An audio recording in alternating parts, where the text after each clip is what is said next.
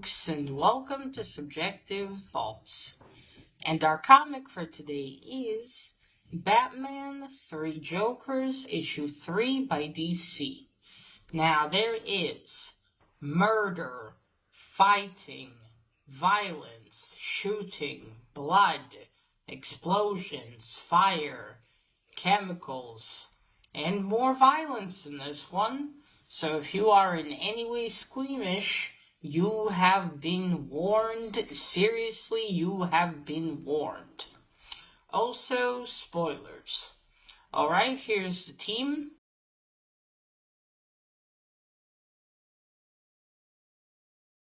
So, when we left off in issue 2, the two remaining Jokers, the comedian and the criminal, have kidnapped Joe Chill.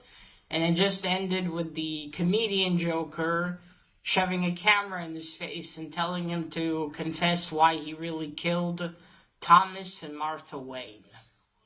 That's where that one ended. And finally, I have read issue 3 and finished this trilogy. Alright, so we start this one in the Batcave. We see Batman, Batgirl, and Red Hood. They're looking all at files and photos of the Jokers. We got our three main Jokers, the comedian, the clown, and the criminal. Looking at their pictures, and then goes for more pictures of all of the men that they have, that the three Jokers have killed since this whole thing started. And they're all from different backgrounds, different people, and like we learned last time, they were trying to create a better Joker, like another Joker.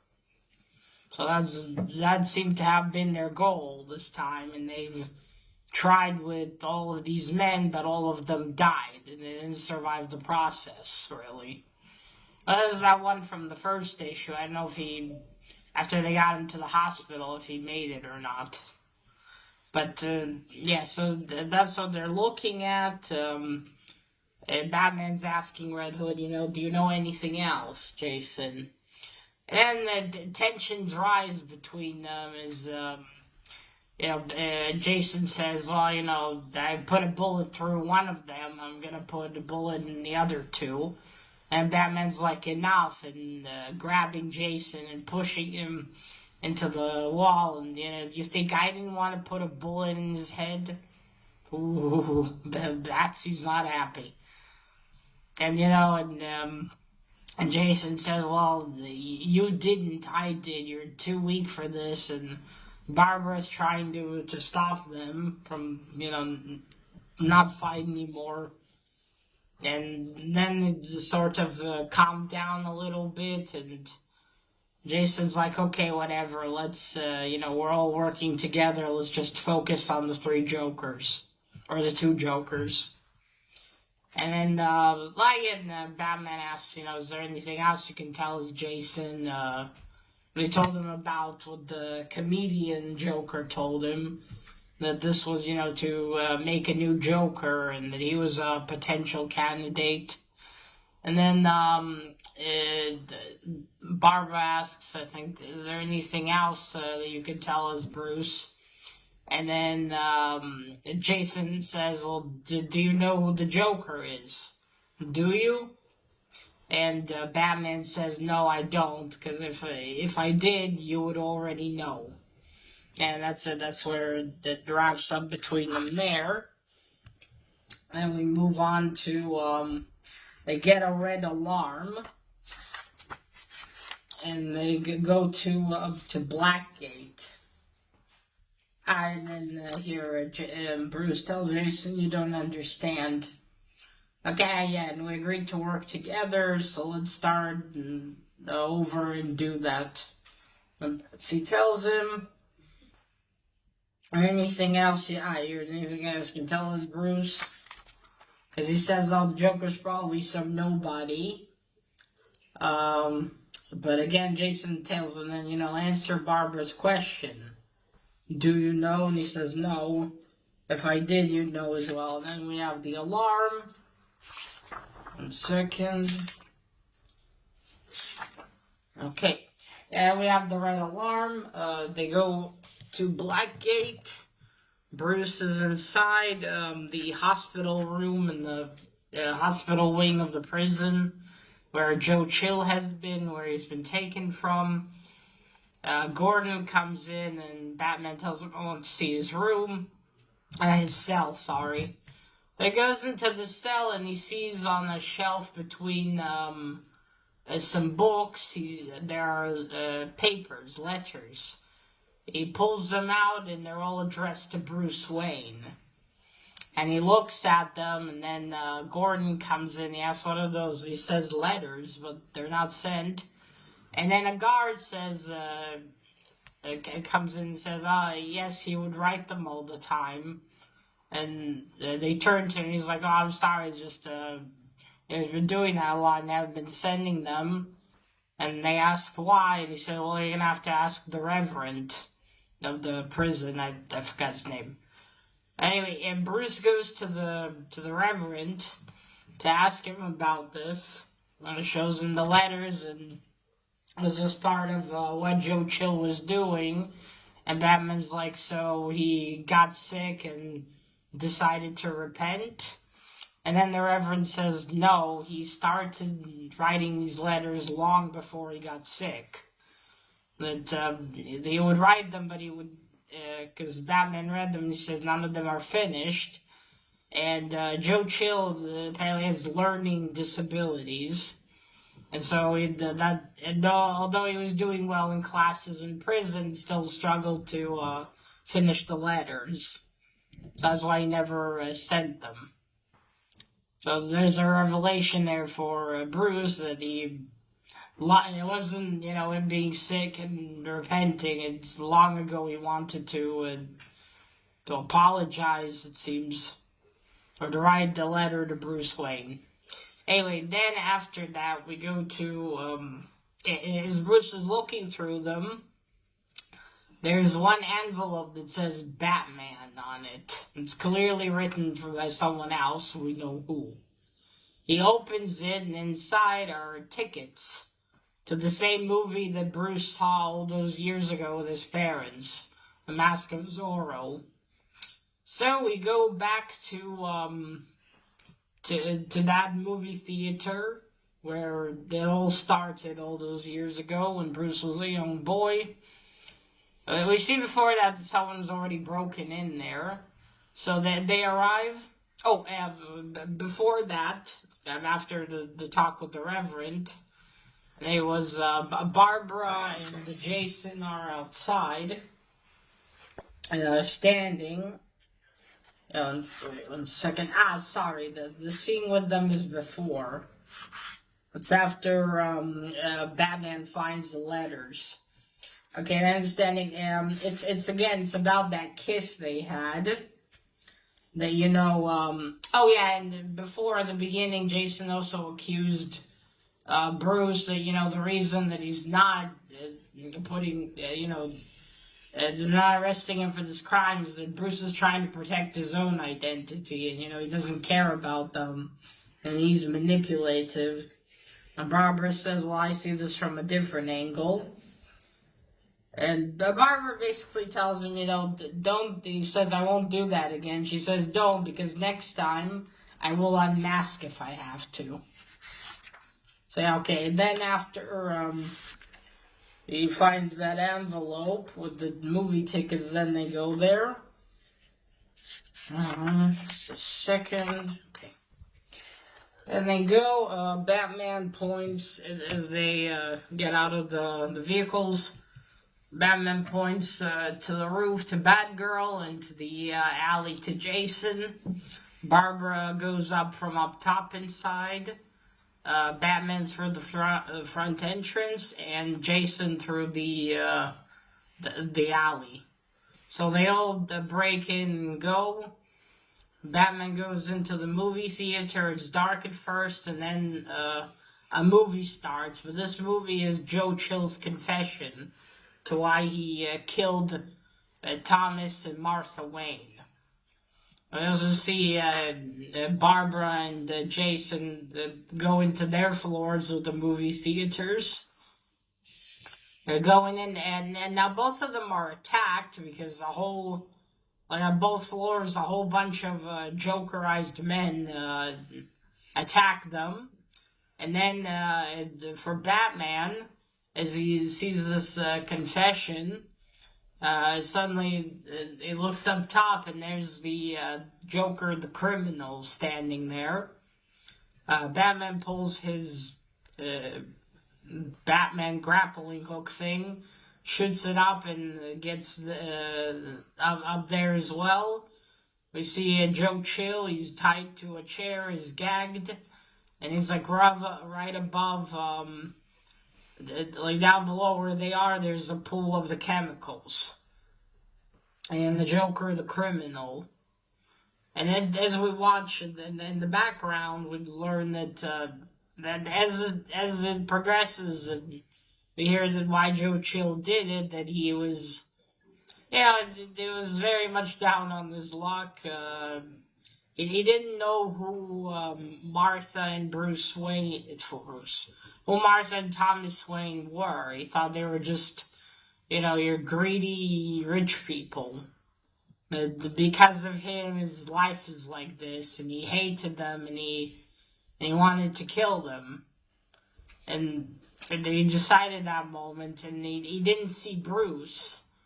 And once he did notice him, it was too late, and he regretted it ever since doing that. And the Batman goes to Joker the criminal, and Joker the criminal says that, this is what they wanted. They wanted to create a better Joker for him to fight, or to be against it. We saw how it ended with the clown. Like I said before, the criminal Joker is the most, I'd say, somewhat rational, if that's even a way to describe it.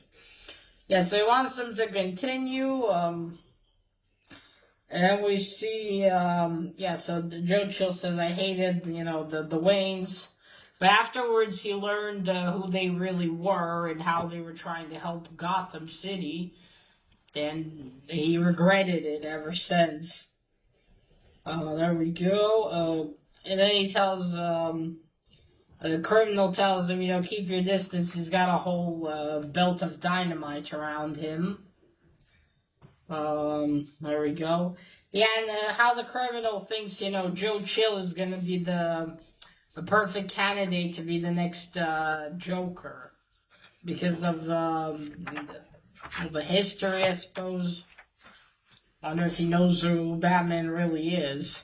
So yeah, in between this happening, Barbara and Jason are fighting the Jokers. Then the Joker, the comedian, arrives with the camera. Jason goes to help Barbara, but then he's shot in the shoulder. Then Barbara takes the camera and smashes it right into the comedian's face. Fuck him. And you see Joe Chill here. Basically, Batman's telling the Joker, the criminal, he's just an old man. What do you think? He's not gonna make any good Joker, and he's sick. And he tells him, well, this'll revive him. Exchanges his health state for a new mental state. And again, like I said, this Joker doesn't like the laughing. It says it hurts too much. But anyway, it doesn't work. There's the explosion, and then Batman jumps to the other side, starts fighting him to get him away, but the Joker, the criminal, still manages to take a knife, and he cuts the rope. He says, this is not over yet. We're going through with this. And he cuts the rope holding Joe Chill, and it looks like Joe Chill's gonna fall. But Batman jumps after him and saves him. As him up on the platform, the back. And then there's I don't know, I think, I remember now, while they were struggling and all that, the criminal fell, and the lighter that he had in his hand to light the dynamite fell into the pool of chemicals, which started a fire all over and explosions. The Barbara smashes the camera into the comedian's face, and then he disappears, but it's far from over. And there's an explosion behind the wall where the Joker criminal is standing. He's pushed back. Batman gets out with Joe Chill. I guess he already cut his rope. The rope's falling. Joe Chill removes the gag, and then he notices Batman. He goes, and he gets away from him to the wall, and he says, I know who you are. They talk about you in Blackgate. Are you here to kill me? And Batman says, no. And Joe Chill answers, well, you should, after what I've done. And then there's an explosion from that wall, what Joe Chill is leaning against, and looks like it's about to collapse on him. But Batman, goes, grabs him, shoves him out of the way. And Joe Chill thanks him. Batman's like, you're welcome. And then we have the criminal there. Again, I think he continues reiterating that it's not over yet. Yep, yeah. You say, oh, there we go. He wants to extend the game, and he says, God, it hurts to laugh. But then, before anything else can happen, he's shot in the head by the comedian. That is Joker number 2. And shot in the head, and then from the dynamite, it says bang, bang. Or boom, boom, boom. So it's like the dynamite wasn't real. And then he tells Batman, take me in, Batsy. I want to get off this crazy ride. And he laughs maniacally as everything's burning behind them. And it's raining as well. Then we move on to police and everything arriving. We see Barbara, Gordon, and Jason. They're standing there, and Jason's asking.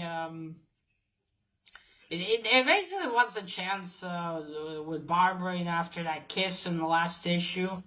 That's just interesting. I never would have, I guess, thought of them being together. I don't know if there was before any indication. I know Barbara Gordon had a relationship with Nightwing at some point, right, in the comics, but I don't know, it's always kind of odd that, this thing with the Jason would be. Because I think when Barbara was with them, wasn't it Tim Drake more that was the Robin? Was Barbara even around when Jason, granted, I don't know, there's been changes and retcons over the years, so who knows? There's probably been something I just don't know about it. But yeah, Barbara tells him, it seems that you and I are just interpreting that moment differently. And yeah, I think we should just leave it be. And he's like, yeah, okay, because Batman, I told him, take the Batmobile back to the Batcave. So that's it, he leaves, then Barbara gets up on her motorcycle. Gordon approaches her and says, Batgirl, sorry, it's Doyle. He says, Batgirl, both me and Batman are, worried about you. I don't think the Red Hood is someone you should be around. He's not a good influence. And then she says, well, I don't think it's none of your business. And then she says, Dad, in the end. And she drives off, and I'm like, wait, so does that mean... Because she told Batman in the first issue that he doesn't know that she's Batgirl. But here, so what? Did he hear her say Dad? It's not written, like really small to imply that she whispered it. It seems like she just outright said it. So does he know that she's Batgirl? Seems to imply that, yeah. So then she drives away. And then we go to the Joker. He's with Batman in a police vehicle that's taking them away. That's taking them away. And then they talk about this whole thing and the whole Joe Chill thing. Why was this all done? And then he said, that Joker didn't like the theatrics. He was too focused on the plan. And that this Joker, the comedian, he knows who Batman really is. He knows who Batgirl is, who Red Hood is. He knows it all, but he's not gonna tell because he wants them doesn't want this thing between them to stop. And he thought the whole thing with making a better Joker was stupid, but he just went along with it. And then he says, I regret making him. Because he regret making the first Joker because he would define the Joker. Why that ruins the very definition of me, he says. But then he's laughing and says, but maybe he regrets creating me. So we'll never know really who created who. And basically the Joker said, I healed this trauma of yours. So now I am the only thing that will cause you pain. And I'll keep twisting that knife in until we both die. Until we both die together. You'll cut him and you'll hurt him. So basically he healed his greatest wound so he can become his new greatest wound. I mean, what do you expect? The man's psycho. Okay. Okay. Then we move on, although it doesn't say, but almost like an epilogue of sorts. It looks like Joe Chill finally sent that letter to Bruce Wayne. And then Bruce Wayne goes and visits Joe Chill in prison, hospital wing, and holds his hand as he dies. And then we see wherever it is he's buried, we see his tombstone. And then it's kind of like how the first issue began. We see like a close-up of his father's grave. And then, tombstone. And then the light becomes bigger and we see more and more of it. Well, here it's the opposite way. We see it first big and then until the light shuts off and all we see is the J.O., Joseph Chill. And that's it. And then we go to somewhere in Alaska. We see Bruce Wayne driving in his Jeep. Unclear to where he's going. Then we move on to Barbara Gordon. She's back in the gym. I see they still haven't replaced that treadmill that she broke. Again, I hope she's paying them for these treadmills. I don't expect they cost little. Okay, yeah, and then Alfred tells him, it's finally over. And then Jason goes and leaves a letter for Barbara on her door. But, telling her essentially that for her, if she gives him a chance, he's willing to just leave Red Hood behind. Be just Jason. For her, you'll love her, and you'll make her happy. But if she never, she doesn't respond and never mentions it, he'll understand and he'll, whatever happens, he loves her. Yours, Jason. And then, he glues it to her door, right, with a bit of duct tape, and it falls, and I guess the man cleaning the apartment building just sweeps it away. Jason, my guy, just stick it under her door or something. And Fox, sneak in through the window, leave it there somewhere. I mean, it wouldn't be the first time you snuck in somewhere, right? Not very much reliable duct tape. Also, leaving it in the open like that, someone could just easily get it. I'm just saying, not a very good idea. Okay, and then we're back to Bruce and driving in Alaska. And then in this part, I was just like, holy shit. Okay, so let me see. Bruce and Alfred are looking at the picture of the comedian, saying, I wonder if we'll ever figure out who he really was, the Joker. And Bruce, looks at him and says, Alfred, I don't mean to be, what did he say? How did he phrase it? 1 second.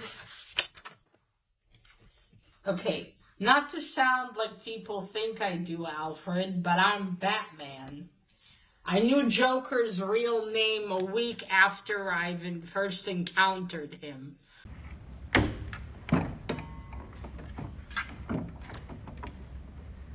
What? And Alfred's like, what? So what it turns out is that the second Joker, the comedian, now, if we go by one of them, I don't remember what issue I read it in, but like the way the Joker's origin went there was he was trying to be a comedian, but he was failing, and he got basically a job with some gangsters or something to earn money because he had a pregnant girlfriend. Or wife, was it? I can't remember. I think wife.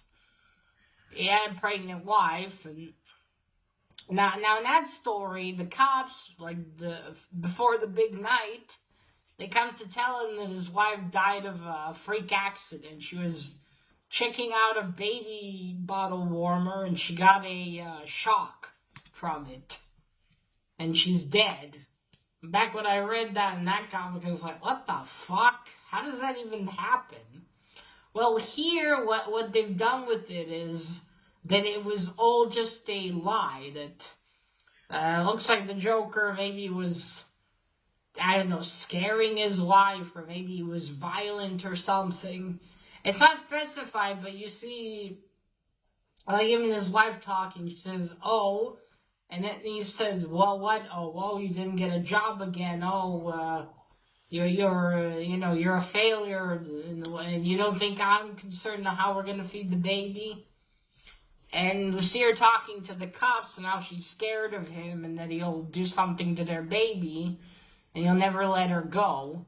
And then the cops say, don't worry, we and the boys here pulled some money for you, we'll help you. And then they basically go and lie to him and tell him that she's dead, and she, in reality, went on a train and left far, far away. And far, far away is Alaska. She's in Alaska with her son, her and the Joker's son. And Bruce tells him that this is why the world can never know who the Joker really is, because the press won't leave his family. And if they know, then the Joker will know. Like, in the second issue, we see the comedian having this hallucination of his wife and the son. It's actually the son that he does have. So they both live in Alaska. Now, granted, I thought the kid would be a bit older. He seems to be, I don't know, 12 maybe? But not the point. That's the reason why the Batman says it doesn't matter who he is. That was never about it. That's why he's never going to tell Jason or anyone who the Joker really is. Because yeah, he could, but then that family would be destroyed. If the Joker knows that his wife has been alive and he has a son, and the son's alive, and he would go after them. As he says, as Batman says, it was never really about the name. And we see him driving by their house and seeing them. Yes, I know. I know his name, but the Joker's name isn't what's important. It never has been. And that's it. That's where it ends. I mean, holy shit. I did not expect that one. Actually, at first I thought it was Jason driving to Alaska. Because, no, you will. Bruce and Robin sure do look similar to him. But then I saw he doesn't have the face scars. It was like, okay, yeah, it's not Jason. So, okay, cover. So again, I have the A cover for all of these 3 issues.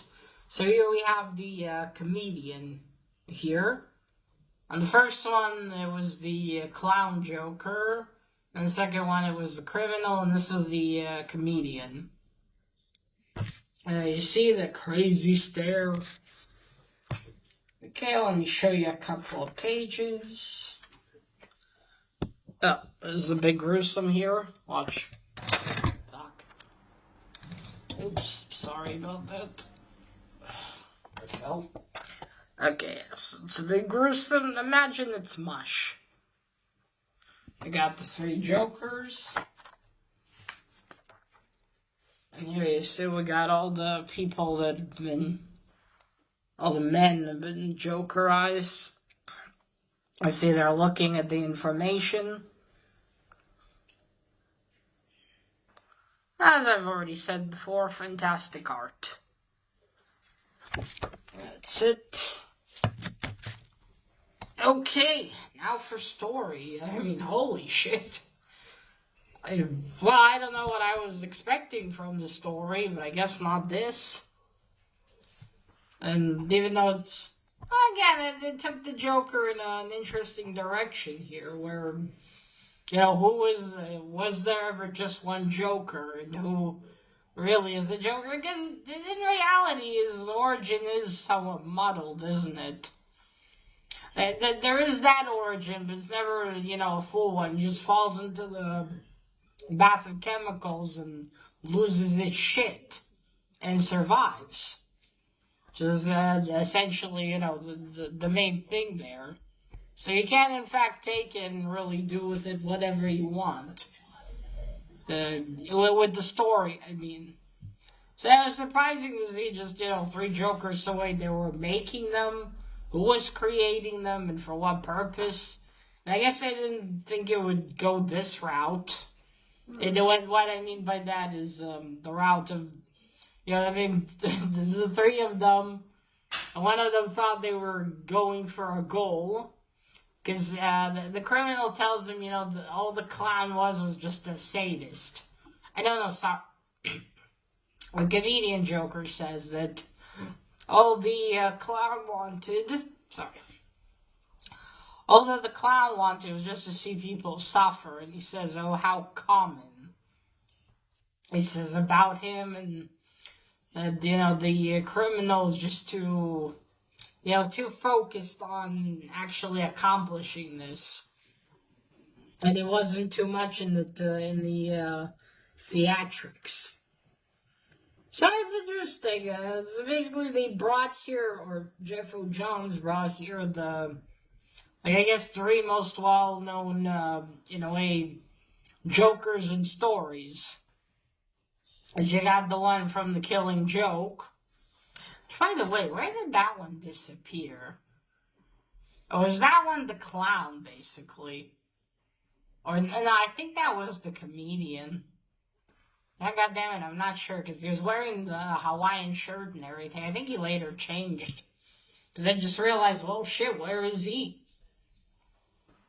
But yeah, it's just been fascinating to see these 3 versions of Joker just coexisting together. And the first issue, I was like, wait, is there a time machine or something?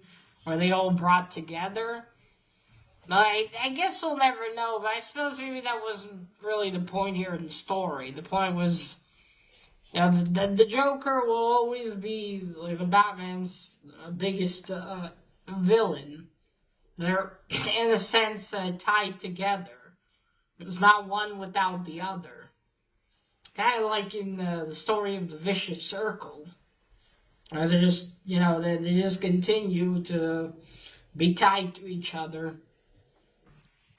I mean, the whole thing was this Joker still having his family. I mean, holy shit.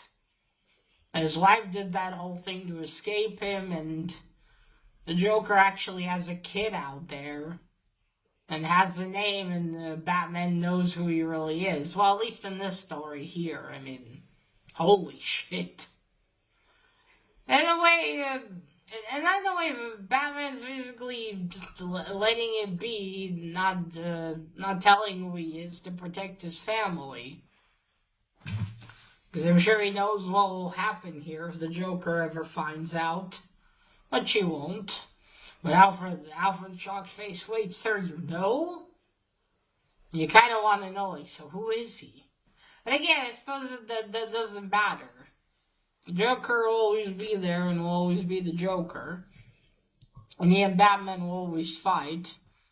I guess the whole story here was Batman...